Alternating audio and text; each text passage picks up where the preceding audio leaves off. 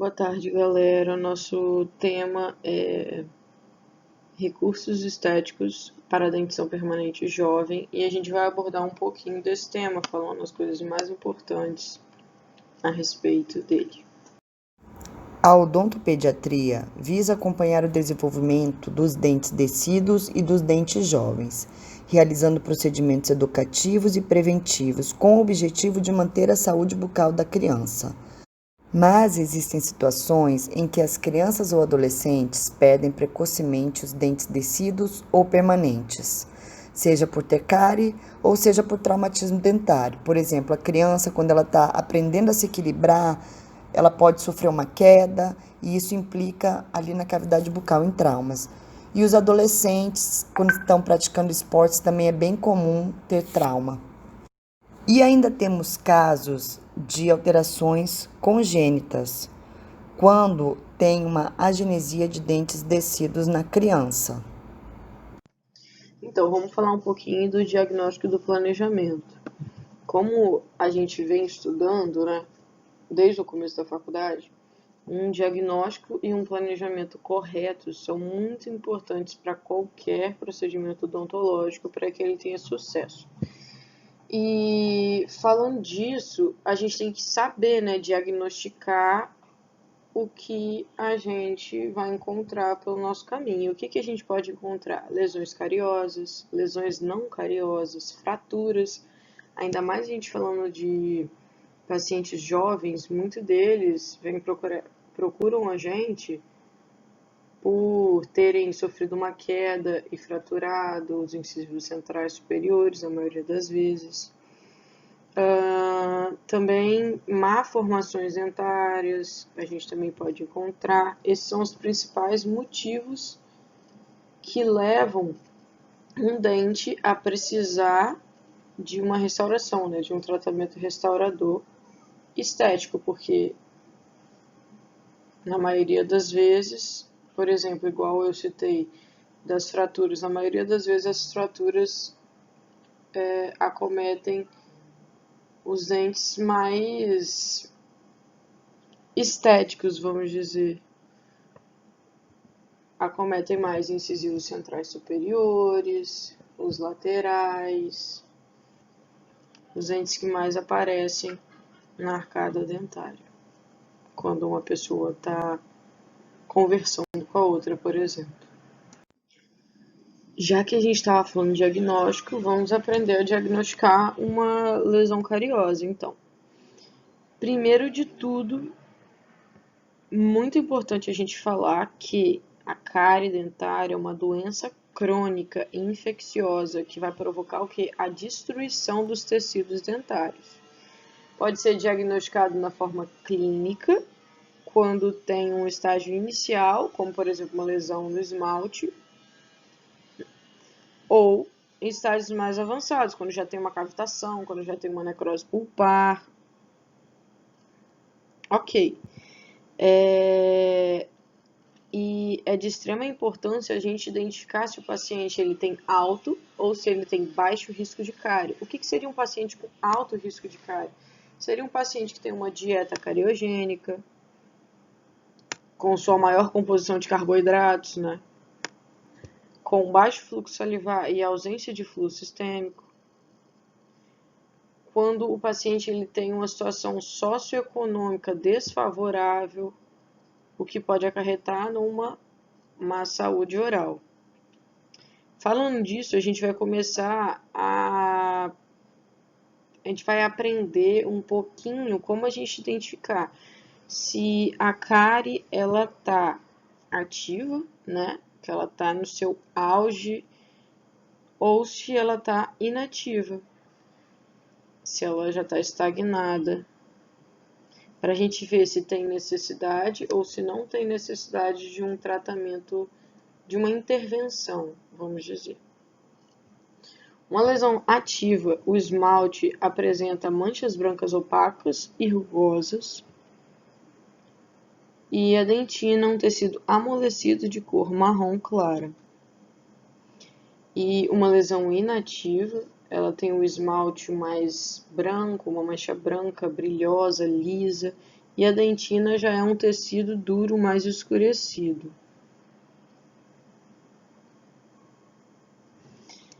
Vale ressaltar também que para a gente fazer um diagnóstico é muito importante o dente estar limpo, seco e bem iluminado para a gente conseguir ver as características das lesões que a gente encontra pela frente. Então, já que a gente aprendeu a diagnosticar as lesões cariosas, vamos falar um pouquinho das lesões não cariosas, então, que são muito importantes também a gente saber identificar quais são elas. A gente começa então pela abrasão, que é um processo de desmineralização ou perda patológica da estrutura dentária ou restauração. Ela acomete principalmente regiões cervicais, atingindo tecidos duros dos dentes e muitas vezes provocando sensibilidade dentinária. A atrição é definida como um desgaste fisiológico da superfície do dente ou de restaurações causado por contatos oclusais, contatos dentários. E esses contatos, eles ocorrem no processo da mastigação ou de outras funções. É mais frequentemente encontrado em regiões oclusais, incisais e linguais em dentes anteriores e superiores e nas regiões vestibulares dos dentes inferiores. A erosão é uma perda patológica progressiva da estrutura dentária causada por um processo químico sem envolvimento de ação bacteriana. A erosão é causada pelas exposições de ácido proveniente de bebidas e alimentos e alguns ácidos que são utilizados nas indústrias.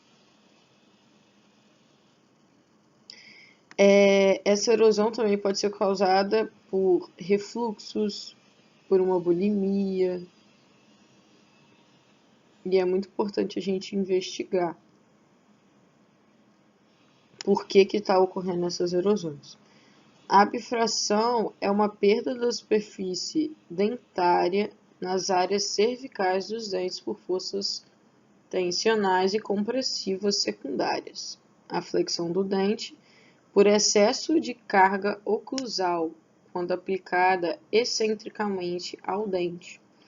A tensão se concentra no fulcro cervical, levando à inclinação, que pode produzir rompimento nas ligações químicas dos cristais do esmalte nas zonas cervicais. Clinicamente, apresenta-se em formato de cunha profunda e com margem definida. É uma lesão muitas vezes na cervical, né? Na maioria das vezes, no caso. E pode ser agravado, pode se relacionar também a uma abrasão ou a uma erosão. E agora a gente pode observar um pouquinho essas 4 imagens que são expostas aqui no slide. A1 mostra uma abrasão, então a gente pode ver aqui, ó, a característica que eu citei anteriormente. Lesões na cervical, uma exposição radicular e dentinária. A2 é uma abifração. A3 tem uma atrição e uma erosão. E A4 é uma abrasão por bebidas carbonadas e atrição por bruxismo. Então vamos falar um pouquinho das fraturas dentais que ocorrem devido a traumas com uma frequência relativamente alta, principalmente em dentes anteriores de pacientes jovens. Geralmente esses traumas, essas fraturas, acometem o ângulo do dente. Então geralmente são classes 4. Independente da causa dessa fratura, vai comprometer a função mastigatória, a biologia dos tecidos e principalmente a estética do sorriso. Essas fraturas levam as crianças a terem vergonha de sorrir que levam a uma baixa autoestima, podendo levar até a um bullying. Então, devemos frisar a importância de um excelente trabalho restaurador, principalmente em dentes anteriores. Com a tecnologia, o desenvolvimento da técnica do condicionamento ácido e evoluções dos materiais odontológicos, assim como as técnicas também, hoje em dia temos condições de realizar técnicas mais funcionais e estéticas para os pacientes. Diferentes tipos de preparos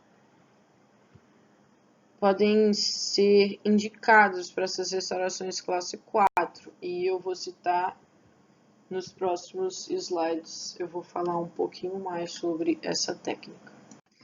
Então, como eu disse anteriormente, existem alguns tipos de preparos que são indicados com a finalidade de garantir um sucesso dessas restaurações classe 4. E a mais válida é a mecânico em bisel, que é uma técnica objetiva, que tem o objetivo de expor os prismas de esmalte, removendo a camada de esmalte superficial, proporcionando então um aumento da área da superfície disponível para adesão, aumentando então a retenção e vai prevenir ou eliminar o problema de sobrecontorno e melhorar os resultados estéticos para essa restauração. Dentre os fatores que dificultam a obtenção de excelência estética em restaurações diretas, nós vamos ter hoje no mercado diversos tipos de marcas, cores de resinas disponíveis, o que vai dificultar uma escolha do material ideal para o caso. As resinas de uso direto apresentam algumas desvantagens, como a instabilidade de cor, contração de polimerização e desgaste, que pode tornar a restauração de curta durabilidade. Uma restauração bem feita demanda um tempo de trabalho longo, o que nem sempre é possível na odontopediatria, visto que as crianças não têm a paciência e entendimento necessário para ficar por muito tempo deitada na cadeira, para que haja o correto diagnóstico, planejamento e execução do tratamento proposto. Os compostos híbridos são os mais utilizados quando se espera um resultado estético e funcional. Porém, o problema da sua aparência com pouco brilho é uma desvantagem muito grande, porque perdem o brilho após o polimento e também durante o dia a dia, com a escovação e líquidos fisiológicos. Como sugestão para facilitar as restaurações diretas, a gente tem como início o senso crítico do cirurgião dentista e a capacidade de observar o elemento que está sendo tratado, para com isso ter uma boa restauração direta. Observar os detalhes e as formas desse elemento, junto com texturas, contornos e coloração que compõem. Observar também a estrutura em diferentes ângulos. Priorizar sempre o isolamento absoluto para ter uma restauração de qualidade. Fazer ensaios restauradores é uma opção indispensável para atingir a excelência estética. Prótese. A reposição do dente perdido prematuramente, seja tecido ou permanente, é indicado para que não haja consequências estéticas, funcionais, em se tratando de fonação e mastigação, e psicológicas. Dentre as opções de tratamentos que podemos oferecer aos pacientes para essas perdas, temos o uso de próteses removíveis ou próteses parciais fixas. As próteses parciais fixas são mais indicadas para crianças muito pequenas que vão ter dificuldade ou não vão ter a disciplina de usar uma prótese parcial removível. A indicação de prótese deve ser analisada sobre múltiplos fatores, como idade da criança, grau de risólise do dente perdido, grau de valorização estética pela criança e lembrar de levar em consideração a opinião da criança, não só dos pais, dificuldade na fonação, colaboração da criança e dos pais da criança, ausência de interferência oclusal. É muito importante o condicionamento psicológico da criança, pois as consultas para realização de uma prótese são várias consultas, assim como de adulto, e envolve a parte de moldagem. É recomendado consultas iniciais sem procedimentos invasíveis ou sem moldagem. Assim, o dentista vai ganhar a confiança da criança. É muito importante levar em consideração o crescimento dos ossos da face, que é a maior limitação técnica, pois as crianças estão em constante crescimento, necessitando de adequação constante da prótese para acompanhar o crescimento ósseo da criança. Logo, as próteses precisam de manutenção constantemente. Devemos salientar que crianças com dentes descidos convivem bem com essas perdas dentárias, pois tem ali um momento da dentição mista, né, onde um esfolia e depois demora um pouquinho para o outro dente erupcionar totalmente. Porém, quando essa perda é muito precoce, podemos lançar mão de prótese para manter o espaço, evitando assim mesialização, distalização e extrusão de outros dentes. Já quando falamos de uma criança que perdeu o dente permanente muito cedo, é interessante o uso da prótese até que ele tenha idade para realizar o implante dentário. Nas meninas é por volta dos 17 anos e nos meninos por volta dos 18 anos. Também devemos lembrar que, quando há uma extensa perda coronária, mas ainda temos a raiz no osso, é interessante fazer o sepultamento dessa raiz, mantendo o osso para a posterior realização de implante, quando a idade permitir, assim evitando a perda óssea. Provisórios com fio ortodôntico. O uso do fio ortodôntico em aparelhos dentários para o suporte de dentes provisórios é muito utilizado em crianças com fraturas de raízes em dentes permanentes e que aguardam a formação óssea facial se completar para a instalação de implantes dentários. Mantenedores de espaço. O mantenedor de espaço é usado, como o próprio nome já diz, para manter o espaço deixado pela perda precoce de um dente e para que as trocas dentárias se deem de forma natural e espontânea. Existem mantenedores fixos ou removíveis, tanto para dentes descidos como para dentes permanentes. Muito importante a gente falar também do cimento de ionômero de vidro, que ele é um material extremamente adesivo à estrutura dental, ainda mais quando utiliza-se o ácido poliacrílico junto, aumenta ainda mais a sua adesividade à estrutura dental. Ele é muito utilizado para selar e proteger a cavidade e ele também é frequentemente utilizado como material restaurador. Existe também o cimento de ionômero de vidro modificado por resina, que teve uma melhoria. O material que já era bom ficou ainda melhor. Teve uma melhoria nas propriedades do CIV. Quais são as indicações desse material?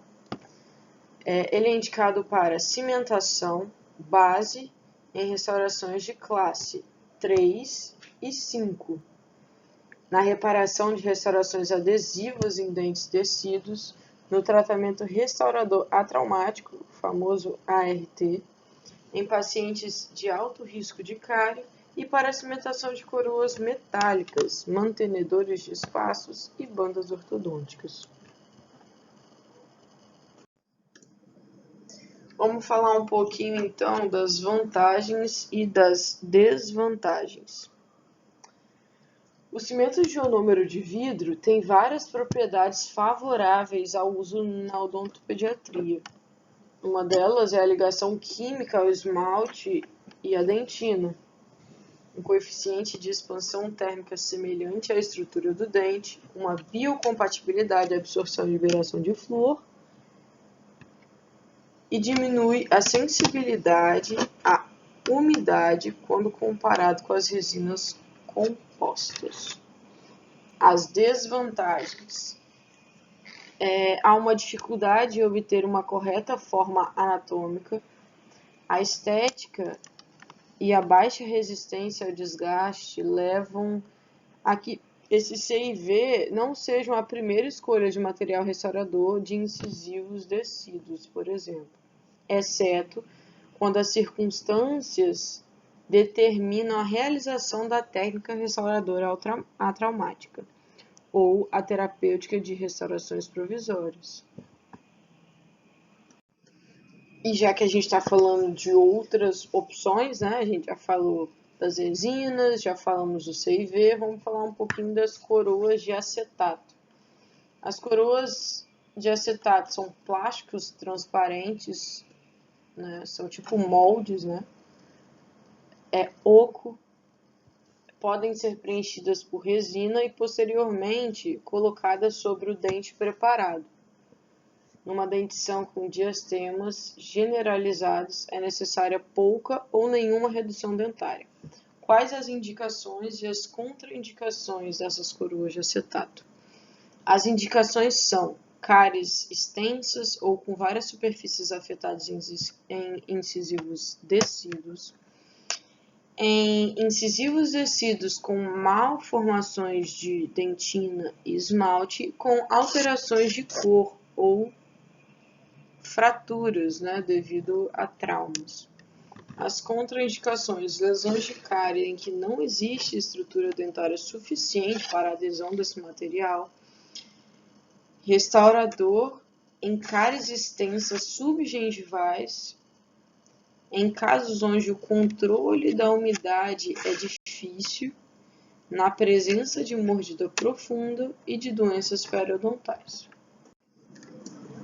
Vamos lá, e quais são as vantagens e as desvantagens de usar esses moldes, né, essas coroas de acetato?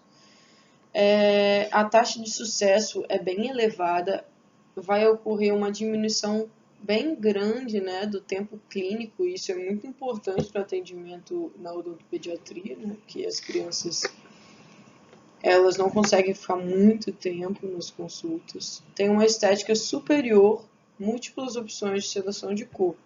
Uma estética superior porque ela já é um molde, o molde do dente que vai ser restaurado. Há uma facilidade de ajuste. Essas coroas têm uma longevidade aceitável em dentes cariados ou fraturados. E quais são as desvantagens? São susceptíveis à fratura. Essas coroas apresentam baixa resistência ao desgaste comparativamente com as coroas metálicas. A retenção está dependendo da quantidade de tecido dentário remanescente depois da remoção da cárie. E a presença de inflamação gengival poderá pigmentar os rebordos da restauração.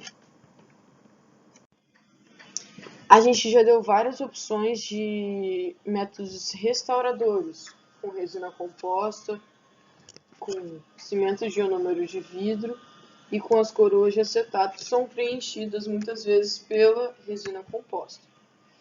Mas também temos uma outra opção, se não aquelas outras já citadas anteriormente, que seria a colagem do fragmento. Logo após essa fratura, o paciente pode trazer esse fragmento para uma possível colagem. Esse fragmento ele tem que ser colocado em um local adequado e ele deve ser encaminhado imediatamente ao dentista.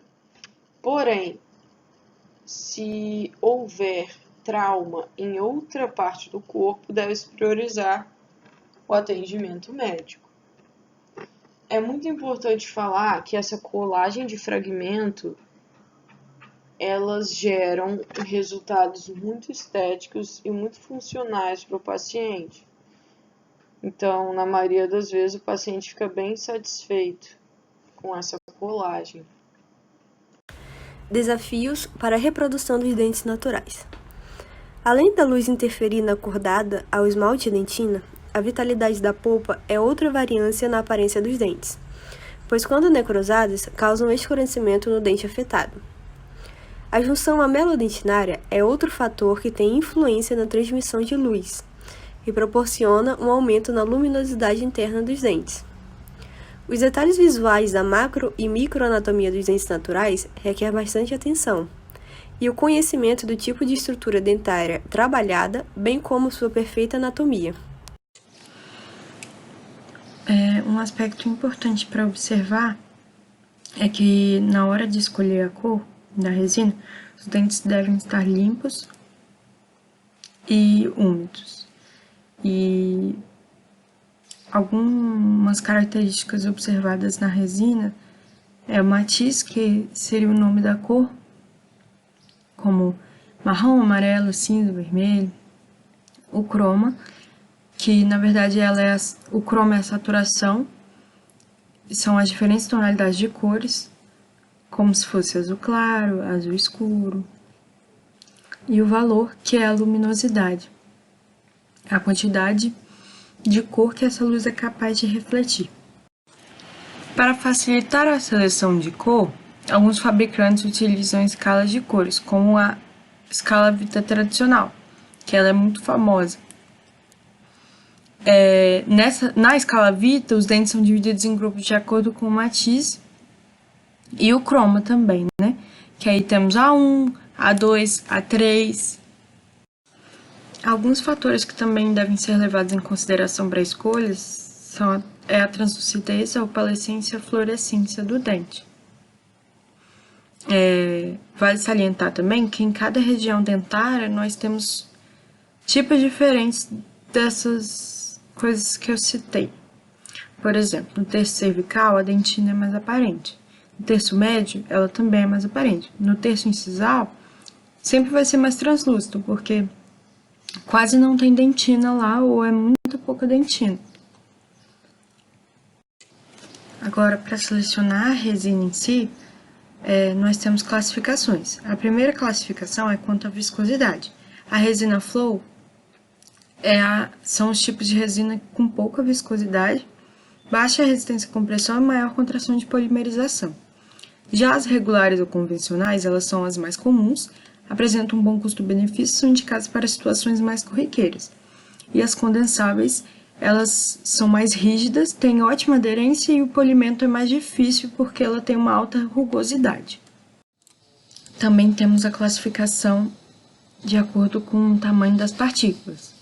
As macroparticuladas, elas estão em desuso. As microparticuladas, elas têm uma lisura maior na superfície e baixa resistência à compressão. As híbridas, que elas surgiram para que tivesse uma boa resistência e uma boa lisura, e as nanoparticuladas, que apresentam uma lisura e uma resistência ainda maior. E uma característica das nanoparticuladas é que elas têm mais carga inorgânica do que orgânica. A conclusão a que podemos chegar desse trabalho é que fazemos uso de alguns recursos estéticos em pediatria, dependendo do fator causal.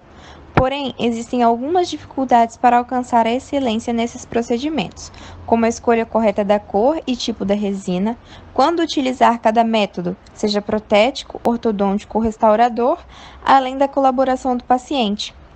Sendo assim, é necessário que o dentista esteja altamente capacitado, entenda sobre o material que está utilizando e saiba também lidar com o comportamento infantil. É necessário que o dentista entenda um pouco sobre psicologia infantil, porque isso influencia muito no resultado do tratamento.